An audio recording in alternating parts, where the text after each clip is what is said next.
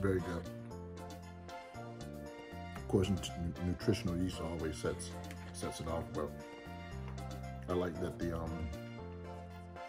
chickpeas aren't mushy. It has texture. Mm-hmm. What else do you like about it? I like the sun-dried tomatoes. It gives it a zing. You taste anything else in there? Kale. Spinach. The spinach? Okay. Tastes like kale.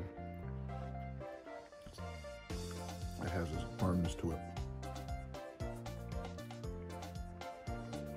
Well, this is an excellent late night meal. Be better if I had a spoon.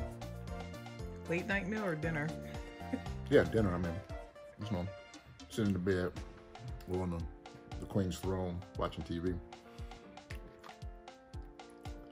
When you're invited, it always does the body good.